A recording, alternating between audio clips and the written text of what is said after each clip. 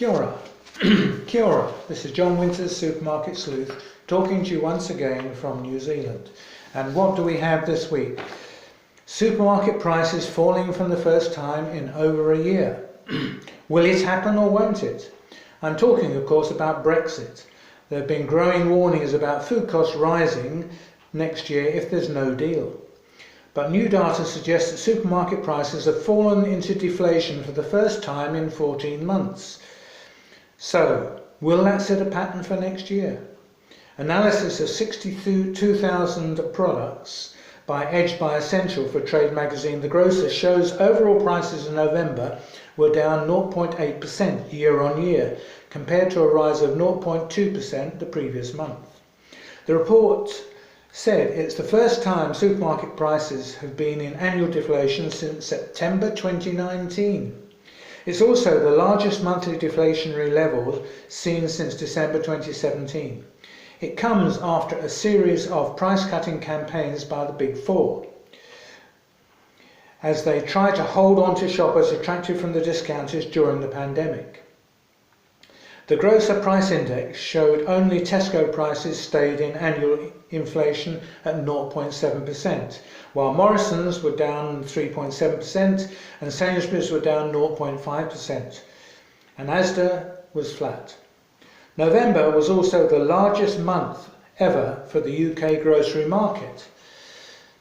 Latest figures from Kantar show some £10.9 billion was spent in store and online as eating and drinking out of home was restricted by England's national lockdown. Take-home grocery sales during the 4 weeks to 29 November surged up 13.9%, with growth of 11.3% over the 12-week period, the fastest since August. Kantar said that in the 3 days before non-essential retail and hospitality closed on November the 5th, grocery sales that week jumped by 17%. The month also saw shopper frequency hit its highest level since the start of the pandemic, suggesting more confidence among people going into stores. Such factors contributed to the record total, with December's numbers set to surpass, being forecast to be close to 12 billion pounds, around 1.5 billion more than last year. Isn't it amazing how different studies reflect different results? A new UK study suggested that the pandemic-induced boom in online sales has left grocery brands vulnerable, with consumers more likely to buy own-label products and less likely to make impulse purchasing decisions when grocery shopping online. A survey by the Digital Business Collective found when grocery shopping in a physical store, 4 out of 5, that's 80%, of UK consumers agree they're likely to make an impulse in-store purchase from a brand they recognise and trust.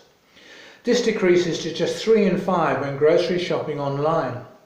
This could be due to the fact that just 16% of consumers cite brand as an important factor in influencing which product they buy when shopping online. The survey suggests that this change in consumer behaviour could present a challenge for many grocery brands as they try and attract and retain consumer loyalty online. And while we're on the subject of surveys, let's turn to predictions and scaremongering. Brexit is almost upon us and no deal. What effect will no deal have on the UK? Over the years, the British tastes have changed. When I was a kid and starting work, generally the things we ate and drank were either from Britain or Ireland. From the British Isles, in fact. Admittedly, more and more toys came from Hong Kong and clothes we wore, but generally our eating and drinking habits were largely British. Possibly wine and champagne were the exceptions to the rule. But today, much of our cheese is from Europe, and as are many brands of beer. So much food comes from Europe. In the current festive season, we enjoy Stollen from Germany and delicious confectionery from Germany and Italy. Many desserts come from Greece and Turkey. Our German discounters, Aldi and Lidl, rely upon some stock from Europe, probably more so Lidl than Aldi. Will these products dry up, or will they simply cost considerably more? Will new products grace our supermarket shelves from other parts of the world our supermarkets turn to after Europe is priced out of the market? If there is no deal, it will certainly be the final nail in the coffin of what has been a tough year for the UK. Perhaps the answer with no deal is simply for Britain to look elsewhere until some sort of compromise is achieved post-Brexit, allowing European goods back into the country, albeit at slightly higher prices than we've seen before. Only time will tell. Some supermarkets in the UK are said to be making plans to ration some essential grocery products if a no-deal Brexit leads to panic buying. A report by The Telegraph said one major chain is preparing to take action to implement a 3-item limit on certain items. Baby goods could even have a 1-person limit to make sure stock is available for everyone who needs it. A senior industry source told The Telegraph, I quote, "One supermarket is predicting stockpiling Armageddon. They think this is going to be worse than coronavirus." End of quote. Former Chief Executive of Sainsbury's, Justin King, is reported to have said if UK-EU trade talks collapse without a deal, supermarkets, and these are his words, will probably have to bring in fair purchase policies again to make sure everybody gets what they need. Tesco's revealed a no-deal Brexit could result in shortages of fresh produce for several months. But Chairman John Allen urges consumers not to panic buy, saying there's still going to be plenty of food in the UK, but choice may be limited. The British government is said to have told major supermarkets to stockpile food and other essential supplies. Tesco suggests this will result in higher prices. Stock building ahead of the end of the transition period has already caused congestion at the UK's main shipping ports, with several orders being held up, and we're seeing daily long trails and queues of trucks waiting outside the ports. So life for some people with some things they like is not going to be so easy.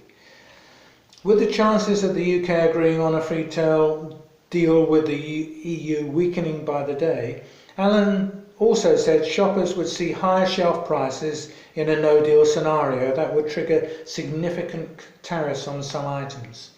He suggests price increases faced by shoppers in the event of a no-deal would depend on how much imported food they put in their baskets. He estimated an average cost increase of 3 to 5%, but vastly more on some items. For example, the cost of something like French cheese could jump by as much as 40%. But it's not the end of the world. We have so many fantastic cheeses in the UK that our taste would just have to change. Allen also said that the end of the transition period was likely to result in a temporary disruption of food imports and gaps on supermarket shelves for a limited period, or possibly a month or two. Not a good outlook. Now we turn to German discounter Lidl. It's begun trialling a new concept in Belgium, which is a wholly new approach to a supermarket layout. This sees the store divided into different eating worlds, aiming to inspire the shopper. According to the local trade publication Retail Detail, the renovated store in the city of Lokeren changes the traditional shopping route. Shoppers, when they enter the store, enter the dining world to find everything they need for a fresh dinner or lunch. The section brings together vegetables and fruit, fresh meat, along with vegetarian and vegan products. A corner with recipes from the kitchen of Lidl offers cooking ideas. In another corner of the store, there's a fresh orange press and a refrigerator with salads, fresh meals and smoothies. An extensive fresh bakery and a healthy nut corner forms the breakfast world. All frozen foods and non-food items are at the back of the store. The store is also decorated with wooden fixtures to give a warmer but light atmosphere. So if it works in Belgium, it will probably spread to other parts of the world, and certainly including the UK. Now, still on the subject of Lidl, it's made a multi-million-pound investment in a promotion to tempt shoppers to its stores in the run-up to Christmas. And in fact, that promotion is almost over. The campaign involved the discounter publishing a voucher in national newspapers, The Sun and The Times, early this month, offering shoppers £10 off when they spend £40 or more in store. The vouchers are valid until the 18th of December, so it's almost there.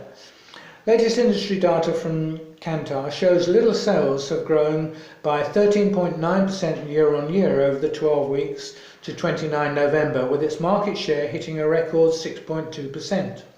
Rival Aldi has been losing market share, with both chains impacted by consumers returning to traditional supermarkets during the pandemic and more sales moving online. Now, just one small reference to a Christmas treat with a difference. Pladis has launched 4 new flavours to its McVitie's Milk Chocolate Digestives and McVitie's Milk Chocolate Hobnob brands, under a new limited edition range called McVitie's British Icons. Now, this is sure to make your mouth water. New strawberry cheesecake and lemon drizzle flavours in the McVitie's Milk Chocolate Digestives range, while McVitie's Milk Chocolate Hobnobs will incorporate chocolate brownie and sticky toffee pudding flavours. Consisting of McVitie's signature biscuits topped with milk chocolates, Pladis said that the new flavour launches will help the brand attract customers between the ages of 24 and 40 to the biscuit aisle, while driving purchasing frequency among many McVitie's shoppers. Well, I'm not between 25 and 40, but it sure attracts me. I'm drooling just thinking about it. Now we turn to Asda, which could be in trouble over its recent change of owner, but this is an example of a supermarket with a heart.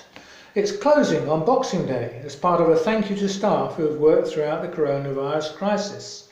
Unions have been calling on major supermarkets to give all the staff the day off on the 26th of December, because they're closed on Christmas Day anyway. And Asda's been listening. It follows retailers including Marks & Spencer's, Pets at Home and Toy Store The Entertainer in closing. Well, good for them. Boxing Day is traditionally a quiet day for supermarkets as everybody's spending their Christmas money at other retailers. So why not? Because normally after Christmas Day, the next time the supermarkets close is Easter, Good Friday. So it's a long time of working for them and tough times as well, what with the COVID-19. Now briefly, let's take a look at one example of the impact of COVID-19 has had on our shopping and eating habits. More than half of consumers put a greater value on food more than before COVID. 70% value the role of supermarket workers more, and 55% say their spending habits have changed for good. These are some of the findings from the Waitrose Food and Drink Report 2021, based on a survey of 2,000 people across Britain and insights from the supermarket's food, drink and retail experts. It's backed up with sales data from purchases in Waitrose shops and online throughout the year. Over half of those surveyed said the pandemic had acted as a reset button on their busy lives. Some 58% said they had secretly enjoyed the lack of pressure to go out. That cooking is the new commute, with 74% of people now working at home saying cooking provided a break between their work time and home time, all in the same building. Reflected by sales data across the industry, a quarter of people shopped online for food for the first time this year, and 1 in 10 now shop for food only once a fortnight, with 60% saying changes to their shopping habits will stay. Low to no. What's that? It's the new buzzword, and buzzwords are the thing in modern times. It's a buzzword for those opting for low to no alcohol. New research from Lumina Intelligence shows 38% of consumers have cut their alcohol consumption since the pandemic began in March. This rises to 42% for 18 to 24-year-olds and 46% for 25 to 34-year-olds, with health being 31% of them the main motivation for consumers choosing low to no alcohol options. Meanwhile, 25% said variety was behind their shift to low to no drinks, with people wanting to try something new. 17% claimed it was because low to no is easier to drink at home, while 14% says such drinks were a cheaper option to alcohol. But if everybody starts buying them, I'm sure the prices will start to rise. I know what supermarkets are like. When broken down by age group, 18 to 24s are 14% more likely to choose health as a key reason than the average consumer, followed by 35 to 44-year-olds, 7% more likely. The 18 to 24s are also 51% more likely to be put off by price and therefore drink low to no, as it's a cheaper option. Variety is a key motivation for shoppers under 44, with these shoppers more likely to drink low to no because they want to try something new. Lumina Intelligence found that convenience stores were the most popular channel for low to no alcohol products, ahead of supermarkets and discounters. Now, if you're a chocoholic like me, this will really make you envious. Mondelez International, owner of the Cadbury and Oreo brands, is to appoint 4 chocolate tasters. They'll test products before they hit shop shelves in more than 150 countries. Successful candidates working as part of a team of 12, tasting chocolate and chocolate spreads. Panelists are tasked with differentiating and communicating the subtleties within flavour and texture of the company's various brands. They'll be contracted to work a maximum of 8 hours a week to avoid palate fatigue. The role is based in Berkshire, to the west of London, at Mondelez International's Global Research Centre. Now, we're going to move from the UK to Australia. Now, we do what most people can't. Pay a quick visit down to Australia, as most people aren't flying many places. Very few people flying to New Zealand, and I'm afraid at the moment, but we're hoping we can create a bubble between New Zealand and Australia. Its largest grocery retailer, Woolworths, has appointed a well-known corporate lawyer as its code arbiter. This is a newly created role under the country's recently strengthened Food and Grocery Code of Conduct, which governs Woolworths and other retailers' dealings with their suppliers. The UK also has a grocery code of conduct, but so far New Zealand has shied away from it. The code arbiter will have authority to settle disputes relating to Woolworths' obligations under the code. The arbiter will also develop and follow a new complaints handling procedure and prepare annual reports to be provided to consumer watchdog ACCC and a government-appointed independent reviewer. The code arbiter replaces a code compliance manager role which previously dealt with complaints. The change was recommended in a review of the code 2 years ago. Right, we've gone on for a little bit longer this time as we're now having a break. That's all for now, but also for the year. I do hope you'll have a great Christmas and a new year, and that 2021 will prove to be a far better year than this. Don't forget, if you want to catch up on my book about supermarkets, go to checkout on Facebook. And it's also my last live broadcast for this year on Magic Radio in New Zealand. And that has already taken place, so you can listen to it by going to my Magic Talk, Supermarket Sleuth Magic Talk New Zealand Facebook page, and it'll be up on that page over this weekend. Now, just one last word about your Christmas shopping. Now, it looks as though most people are going to be doing this online. You're going to have to do one big shop and hope for the best. You've got to get in early to get those slots. Get everything you need in the one go. And remember, if you're going to get a frozen turkey, it'll take 2 days to defrost in the fridge. And also, if you want to have a glazed ham, you've got to order that soon, because it takes a long time to glaze ham and you can only do so many in the day. So order that as well. So do it all as fast as you can. I would hate to feel you're going to have a spoiled Christmas because of this, but I do hope you enjoy Christmas, and I look forward to talking to you again sometime in the middle of January. All the best for now. Bye.